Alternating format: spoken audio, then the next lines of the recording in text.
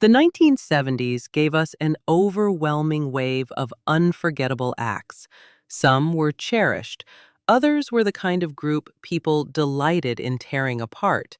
And whether the backlash came down to the music itself or the personalities behind it, these performers still spark arguments among music lovers decades later. Which of these acts do you feel got a bum rap? Which tracks from that era do you love most or loathe most? Number 20, the Buggles. Were the Buggles trailblazers who helped shape MTV, or merely a watered-down echo of the Fab Four? This British new wave pairing, anchored by Trevor Horn on bass and vocals, still managed to stake out a genuinely distinct place in pop history. As the story is told, their odd name came from the oversized glasses Horn wore, which reportedly gave him a bug-eyed look. Even so, several critics wrote them off as a discount version of the Beatles. Whatever the truth behind the name, the Buggles secured a lasting spot in pop culture thanks to their breakthrough single, Video Killed the Radio Star. That song holds the honor of being the very first music video ever aired on MTV, when the channel debuted on August 1st, 1981. There's something fitting about a track concerned with shifting media becoming the one that ushered in an entirely new way of consuming music. Interestingly, the song wasn't an instant hit. The Buggles were turned down by label after label before finally signing with Island Records, a company connected to Trevor Horn's girlfriend at the time. Even then, the track needed serious reworking before it was approved for release. That reshaping ended up being fortunate, since it helped cement the song as forever tied to the birth of MTV, back when the channel was built around music videos rather than reality programming.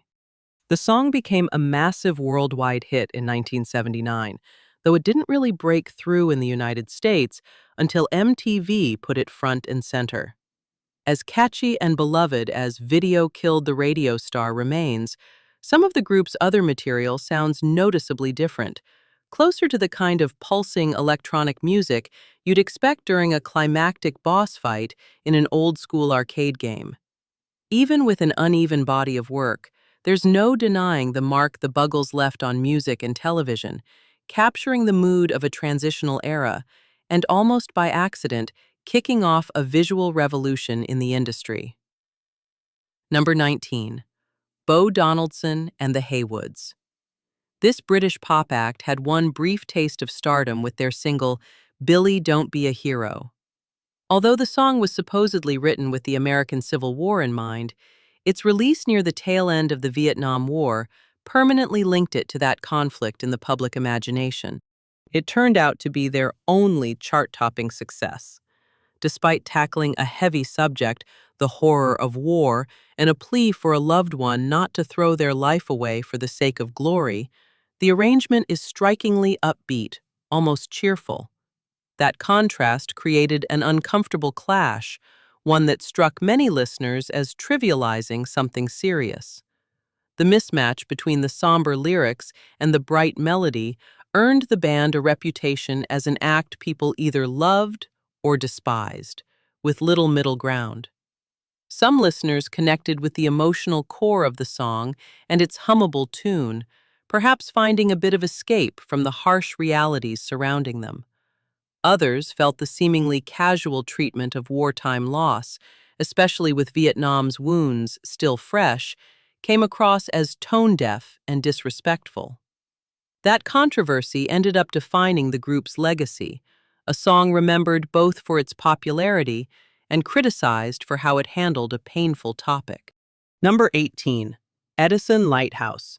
Active from 1969 through 1977, this English pop act took its name from a real landmark, the Eddystone Lighthouse, a pioneering offshore structure built off the coast of Plymouth more than 3 centuries earlier. Despite years of activity, the group is mostly remembered as a one-hit wonder because of their catchy single, Love Grows, Where My Rosemary Goes. Ironically, lead vocalist Tony Burrows left the band not long after that song took off, adding another twist to their story. Because Burroughs didn't hold rights to the band's name, Edison Lighthouse kept performing and putting out music without him, though never again with the same commercial success. Despite their brief run in the spotlight, the group still carries a certain nostalgic charm, particularly for those who remember the early 70s pop landscape. Love Grows remains a well-loved classic, its warm melody and romantic lyrics still connecting with listeners today. Remarkably, Edison Lighthouse continues to tour and perform even now, keeping that brief, shining moment alive. They may never reach the heights of their signature hit again, but their continued presence suggests there's still room for growth, even for a band built around a single, unforgettable song. Number 17, Genesis. Few bands stir up as much debate as Genesis. Some regard them as progressive rock royalty, while others insist their later output fell far short of their earlier brilliance. It's easy to find articles and online lists dedicated entirely to ranking their worst songs, proof that their legacy remains genuinely divisive. The truth is that Genesis went through dramatic shifts across their long career. In their early years, they were trailblazers of progressive rock, celebrated for intricate compositions, thoughtful lyrics, and theatrical live shows. That was the era defined by Peter Gabriel's mysterious vocal style and Phil Collins's forceful drumming, a lineup packed with serious musical talent. By the late 70s, though, the band pivoted toward a more radio-friendly, commercially accessible sound. Some critics argue their true peak actually arrived in the mid-80s, with Phil Collins fronting the group and delivering hits like Invisible Touch. Others view that shift as a betrayal of their roots, a slide into bland pop that lacked the depth of their earlier work. So, does Genesis hold up or not? It really comes down to taste. Fans of elaborate, layered, progressive rock will likely gravitate toward their early catalog, while listeners who prefer catchy hooks and upbeat anthems may connect more with their later albums. Either way, their influence on music is impossible to deny. They've endured for decades, and their catalog continues to captivate new listeners, even if their overall artistic path remains a point of contention. Number 16, Morris Albert. The man behind the 1975 hit Feelings is a name that still triggers strong reactions, and mostly of the please make it stop variety. This vague love song about, well, feelings, left many listeners wanting something with actual substance, and not in a flattering way. Opinions about the track run hot in both directions, but most people would probably be happy to see it disappear entirely. Feelings has been a punchline for decades, its syrupy melody and generic lyrics fueling endless parodies. Albert never achieved lasting mainstream success in the United States, despite the song's popularity abroad, though he did maintain a devoted fan base back home in Brazil. But audience fatigue wasn't the song's only baggage. It also became the center of a legal dispute when French composer Lulu Gastet sued Albert in 1988, alleging that the melody had been lifted from his own composition. The lawsuit succeeded, tangling Feelings up in a messy legal battle. All things considered, it might be best to let the song fade quietly into memory. But if you're curious to hear its infamous charm, or lack of one, remember that it's remembered as much for its punchline status as for the courtroom drama surrounding it. Which act on this list do you feel got treated unfairly? Number 15, Captain and Tennille. Hearing this duo's name instantly conjures a very specific image: plush velvet, disco balls, and a song about muskrats. Yes, muskrat love, the inescapable earworm that's haunted childhoods for generations. The track is so infamous that grown adults still report unsettling dreams about those semi-aquatic rodents. Dreams that only get stranger once you picture a costumed mascot wandering through Times Square. The song was originally intended to be titled Muskrat Candlelight, and it's hard not to imagine how much worse things could have gotten with something even more ominous, like muskrats in the dark. Ironically, Captain and Tennille didn't even write the track themselves. They simply covered a song originally recorded by Willis Allen Ramsey. So how exactly did this duo end up performing that particular tune for Queen Elizabeth at the White House in 1976? Someone signed off on that booking. And frankly, President Gerald Ford deserves some blame for it, because it was hardly a smooth move. Beyond the music, Captain and Tennille were also a married couple who spent their lives together in the public eye, both on stage and off, until they announced their divorce in 2014, after 40 years together. It seems even the most devoted musical partnerships eventually reach their limits, whether it was simple wear and tear or, perhaps, muskrat love itself that finally pulled them apart. Number 14. Rupert Holmes. The man responsible for the endlessly inescapable Escape, the Pina Colada song, is a textbook example of how a single hit can define and sometimes overshadow an entire career. Enjoy Pina Coladas or not, there's no escaping that tune, and ironically, reports suggest Holmes himself isn't even fond of the drink. While plenty of people embrace the song's catchy hook and cheesy charm while sipping a tropical cocktail on the beach, there's a solid case that more listeners dislike the track than love it. Surprisingly, Holmes did land another hit in the following decade. But outside of those two songs, his run near the top of the charts didn't last long. Once you strike gold with a song about a tropical drink, it seems, breaking free from that association is nearly impossible. Still, Holmes carved out a completely different kind of success elsewhere, on Broadway. Few realize that this apparent one-hit wonder actually wrote and composed the Tony-winning musical The Mystery of Edwin Drood, which took home 5 awards, including Best Musical. That's quite the career turn, and it's easy to imagine there was a celebratory pina colada, or two, involved in marking that achievement, since celebrating a Tony win without at least one cheesy tropical drink hardly seems right. Number 13. Kiss. Kiss is a band that inspired both devotion and disdain in equal measure. Known for raucous hard rock and a flamboyant visual style that was just as central to their shows as the music itself, think explosive pyrotechnics, over-the-top costumes, and those unmistakable makeup designs, they built a career on simple, catchy songs driven by pounding rhythms, big choruses, and lyrics centered on rebellion, romance, and having a good time.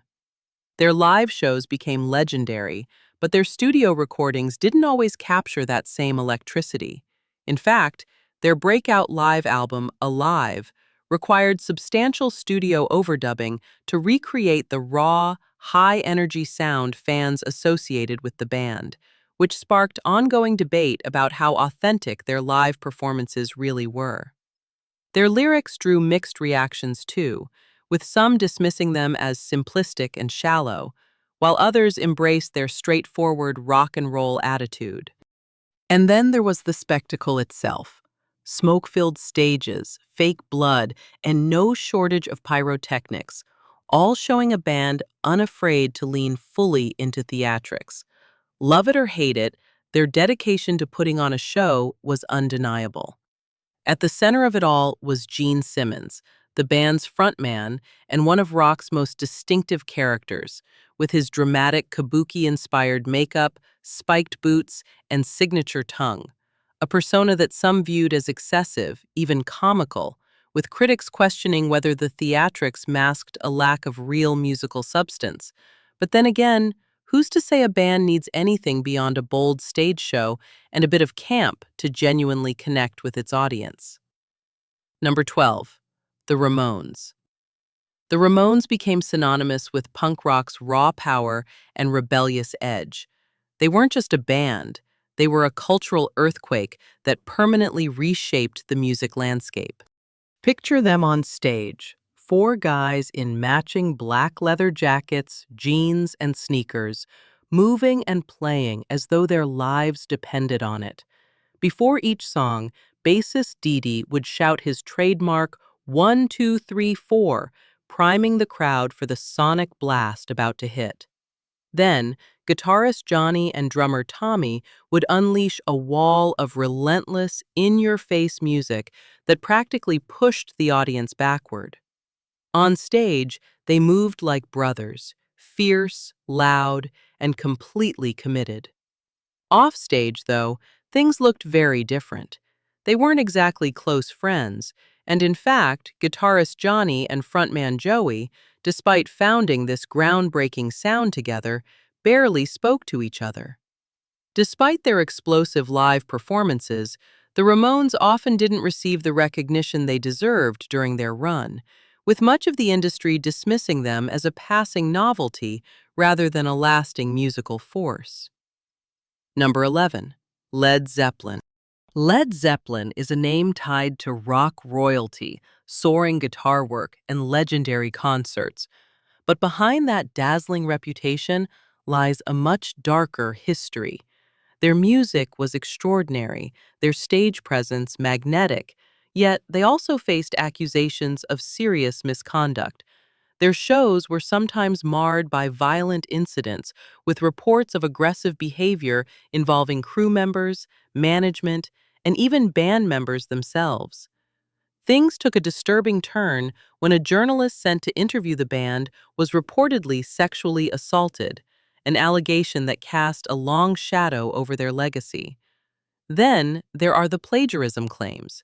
From early on, critics and fellow musicians pointed to striking similarities between Led Zeppelin songs and the work of lesser-known artists, many of them Black musicians who never received comparable fame or financial reward. This pattern of alleged borrowing followed the band throughout their career. While drawing inspiration from other musicians is common, Led Zeppelin's refusal to credit or compensate the original artists only intensified the criticism. It's easy to understand the frustration of those musicians who felt they were denied recognition and earnings that rightfully belonged to them.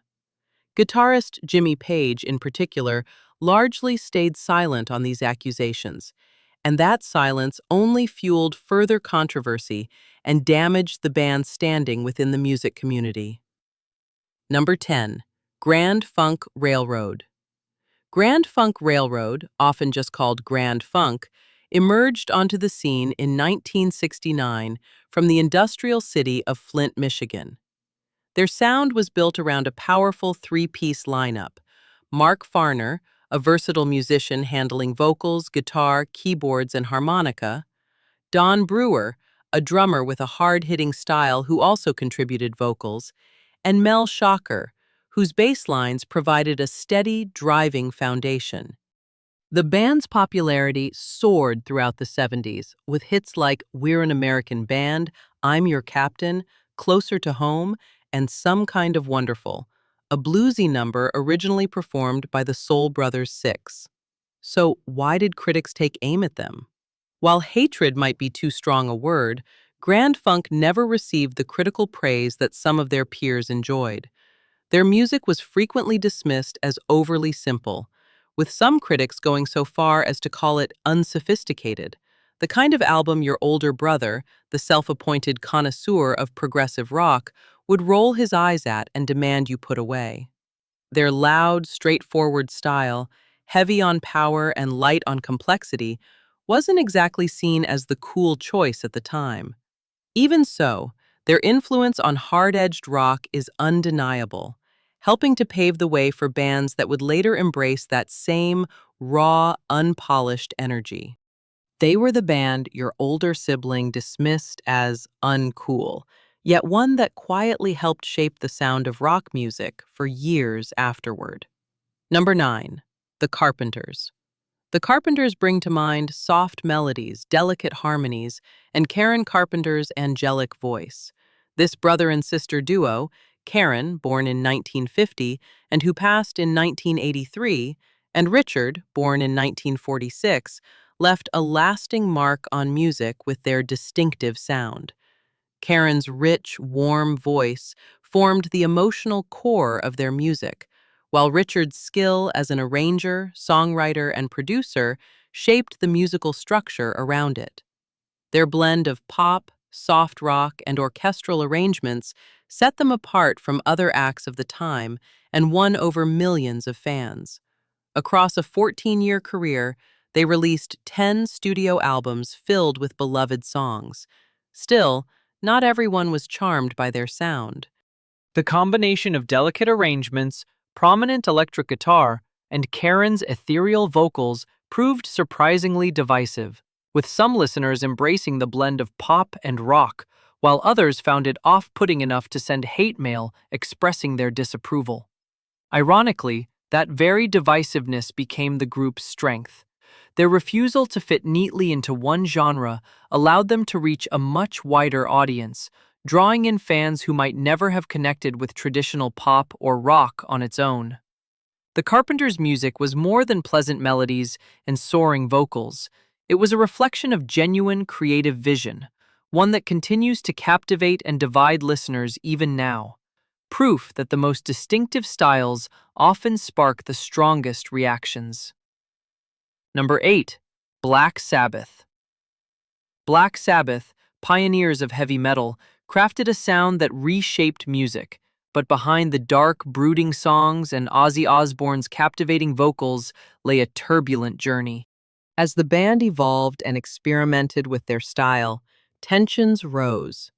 Creative disagreements, common in any group, grew far more intense within Black Sabbath, with members clashing repeatedly over the direction of their music, creating a rift that only deepened over time. Those creative conflicts were made worse by personal struggles and the heavy toll of substance abuse. Osbourne, the band's frontman, battled addiction, particularly to cocaine, and the financial and emotional strain of that struggle added even more friction within the group. Black Sabbath was a powerful musical force, but their story is also a deeply human one, shaped by the challenges of creative collaboration, personal growth, and the darker side of fame. They pushed rock music into new territory and helped birth an entire genre, but doing so meant confronting their own demons along the way. Number 7. The Doors. The Doors were far more than a band. They were a cultural voice for a generation hungry for change and questioning everything around them. Their music was raw, poetic, and charged with a rebellious spirit that resonated with people who felt alienated and restless. Frontman Jim Morrison, a poet in motion, captivated audiences with lyrics that explored death, sexuality, and the darker corners of the human mind. They were hedonistic, certainly, but also pioneers of a countercultural movement, constantly pushing against societal expectations. Their blend of rock and spoken-word poetry struck a chord with a generation searching for something beyond the mainstream. But like any influential force, they had their share of critics, too. Some dismissed their music as overly dark, unsettling, even immoral, criticizing their lyrics as unclear or meandering. Despite that criticism, the Doors' influence on music and culture is undeniable, echoing through the work of countless artists who followed. Their raw energy and thought-provoking lyrics still spark conversation and captivate listeners to this day. Number 6. Ted Nugent. Ted Nugent's name brings to mind hard-driving riffs, powerful vocals, and a famously controversial persona. He launched his solo career in 1975 after a run with the Amboy Dukes, releasing his self-titled debut album featuring the now iconic Stranglehold. That 8-minute track, built around an extended bluesy guitar solo and distinctive vocals, defined his sound and helped launch him to stardom.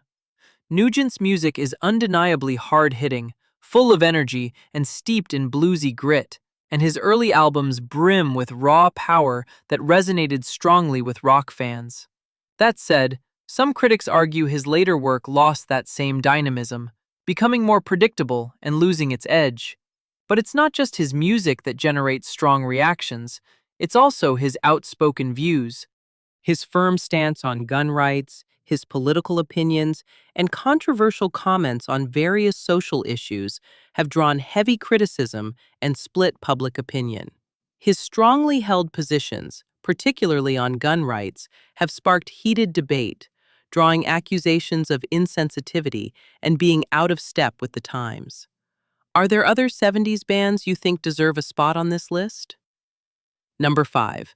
The Misfits. The Misfits weren't a typical punk band. They blended horror, dark humor, and raw energy into something that left a lasting imprint on music. As pioneers of horror punk, they weren't afraid to dive into the macabre, filling their songs with monsters, brutality, and unsettling sci-fi imagery. Their music went beyond typical teenage rebellion, feeling more like a sonic horror film delivered at breakneck speed. But it wasn't purely about shock value.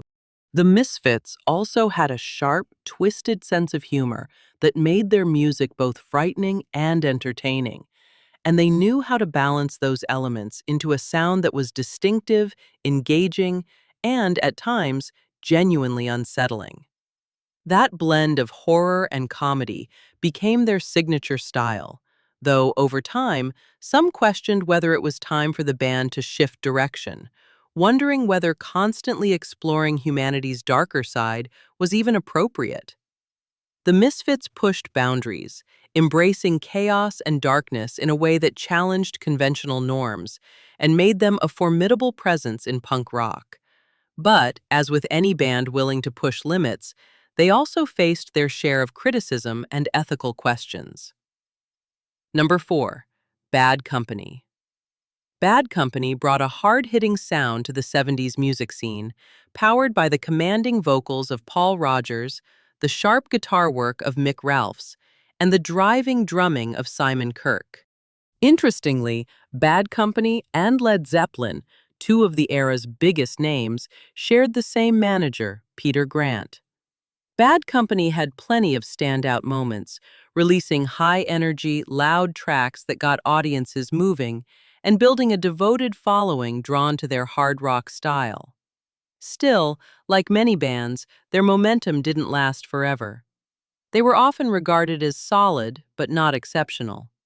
Their first 3 albums, Bad Company, Straight Shooter, and Run with the Pack, all topped the charts in both the United Kingdom and the United States. Yet critics frequently felt the band never delivered anything truly groundbreaking, attributing their success more to good timing than lasting innovation. The band officially split in 1982, though they later reunited for various projects over the years. Sadly, Paul Rodgers' recent health struggles may mean fans won't see the full lineup back together again. Number 3. REO Speedwagon. REO Speedwagon achieved remarkable commercial success, selling more than 40 million records and earning diamond certification. They became a massive force in the 80s, but their path to that success began back in the 70s. While their music connected with a huge audience, not every critic was impressed. One frequent target of criticism was frontman Kevin Cronin's distinctive nasal vocal style, something that turned off certain listeners, despite his clear ability to deliver hits that climbed the Billboard charts. It wasn't just the vocals that drew scrutiny either. Their lyrics were often criticized as shallow or inconsistent. A frequently cited example is Take It on the Run from their 1980 album High Infidelity, a song that tells a somewhat muddled story about a man grappling with accusations of his girlfriend's infidelity, one that can feel disjointed and hard to follow. Despite that criticism, REO Speedwagon carved out a significant place in music history. Their songs were sometimes dismissed as lacking depth, both musically and lyrically, and they weren't seen as particularly groundbreaking, but they still left their mark with catchy hooks and high-energy performances that appealed to a broad audience, even among listeners unconvinced by Cronin's vocal style or the band's lyrical consistency. Number 2, the Eagles. Few bands provoke such strong split reactions as the Eagles. People tend to either love them completely or despise them entirely, with little room in between. Some celebrate them as quintessential American icons and pillars of classic rock, while others dismiss them as a band better left forgotten. It's a wild spread of opinion, a testament to music's power to stir strong feelings. There are even published pieces, including one from Billboard, that go as far as calling the Eagles one of the worst rock bands ever, with one particularly blunt headline suggesting that even amid the sadness of Glenn Frey's passing, the band's legacy remained deeply unflattering in some critics' eyes. So what fuels all this criticism? The reasons vary widely and are often rooted in personal taste. Some take issue with the band's lyrical themes, pointing to their focus on indulgence and excess, and accusing them of glamorizing substance use and a carefree lifestyle. Others question their artistic depth and originality, suggesting the band prioritized commercial appeal over genuine artistic expression. There's a reasonable argument that a band's personal choices and public image shouldn't overshadow their musical achievements. After all, music exists to express emotion and connect with listeners on a deeper level. Still, the Eagles' public image and the controversy surrounding it did cast a shadow over their body of work. Popular and commercially successful as they were, their music was never universally beloved. They weren't rebellious, they weren't punk, and they weren't trying to provoke or challenge convention. They were simply musicians making the music they wanted to make. Number 1, the Pretenders. The Pretenders are remembered for their raw energy, Chrissie Hynde's powerful voice, and the tight chemistry between the band's original lineup. They burst onto the scene in 1978 with hits like Kid and Brass in Pocket, quickly earning a devoted fan base. But their story was marked by tragedy. Guitarist James Honeyman Scott died in 1982, followed by bassist Pete Farndon in 1983.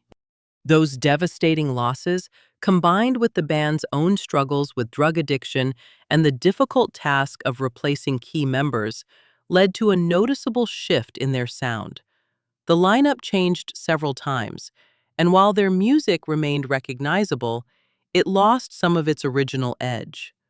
Chrissie Hynde herself has acknowledged a decline in the quality of their performances, attributing it to the loss of her original bandmates, the pressures of maintaining fame, and the toll drug use took on the group. The Pretenders never really faced outright hostility from fans, but there was a sense of disappointment among some who felt the band's later work didn't live up to the brilliance of their earlier records. The high bar set by their groundbreaking debut proved difficult to sustain, especially in the wake of such profound personal loss. So, which 70s band do you think truly deserves the title of most disliked? Did we leave out any real standouts, good or bad? And if you're a fan of Phil Collins, we'd love to hear why you think he earns a place in the 70s Hall of Fame.